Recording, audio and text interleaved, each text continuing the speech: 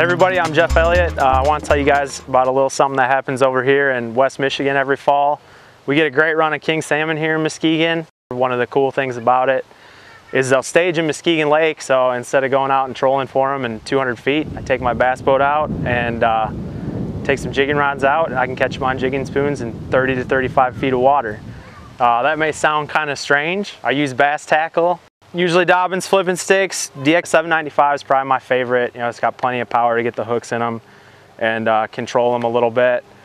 Put a loose bait caster on there and I spool that up with 50-pound P-line braid with a 20-pound fluorocarbon leader. And the reason I use the combination is straight fluoro sometimes will burn on itself just because these fish take such crazy runs.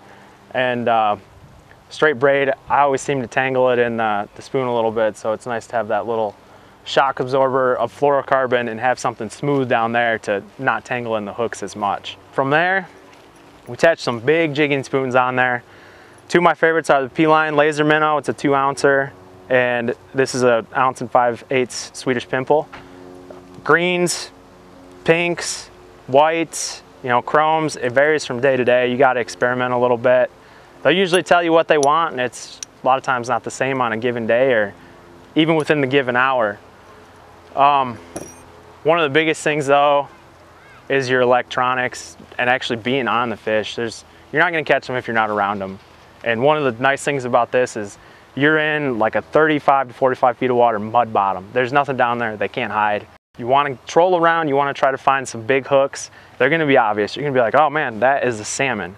So you see that big arch down there. That's what you're looking for. If you can find little pods of them, 2, 3, 4s, they seem to be a little more aggressive. And if you can find the elusive salmon cloud, which is what I search for, which is fish stacked upon fish, stacked upon fish, you're going to be in business. They'll move around a little bit. You got to kind of stay on top of them, but it seems that they work an area out there. Not really sure why. I don't know if it's water temperature. It's definitely not bait because these fish do not feed. They'll have nothing in their stomachs. It's just it's a killer instinct, whatever's going on down there. One of the biggest things too, I think, to ignite that killer instinct is you want to jig fast and hard. You want to like snap it up. Your arm needs to be tired at the end of the day if you're doing it right. The snap up and the flutter down real fast with that big spoon is, I think, what gets them going. So watching the electronics, a lot of times you can actually watch your spoon if there are few enough boats around to like cause little enough interference to see it. You can see the fish, you can see the spoon, and it's like a combination of video game fishing and flipping, which, I mean, those are two of my favorite things, so it gets me really excited. Let's talk about what happens, I guess, when you get a salmon on. It's going to be something way different than if you're used to bass fishing. I know it really surprised me last year. You're going to just usually be jigging and that spoon's going to drop. You're going to pick it back up and you're going to feel something on. So set the hook, try to get them coming right away. A lot of times they'll grab it and they'll rock it up to the surface, so it might even feel like you lost the fish, but he's still on there and you need to catch up with him and get those hooks in him. And if you're lucky, and if it's your goal, it's not everybody's goal. Some people want to fight. I like to see as quick as I can get them in the net. Sometimes I don't know if it stuns them or they're surprised or whatever, but you can get that fish up to the surface and get it in the net within 10 seconds. And you know, you got a fish already. It's going to unleash its fury inside the boat. That's the only problem. But otherwise you're in for a battle. They're going to dig under the boat. They're going to dig around trolling motors. They're going to go towards other boats. You know, it's combat fishing at its finest out there, but it's friendly combat fishing. So people are happy to move their trolling motors, move their boats, move their lines. You know, when you got a fish on, everybody wants to see everybody catch one.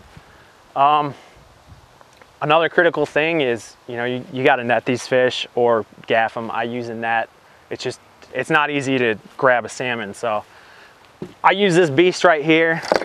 Plenty of room for a salmon, but you got to make sure you get them right. They can see it coming. They don't really want to get in there. So they're going to try to dive down, dive to the side. You want to make sure it's under them and you get a good scoop.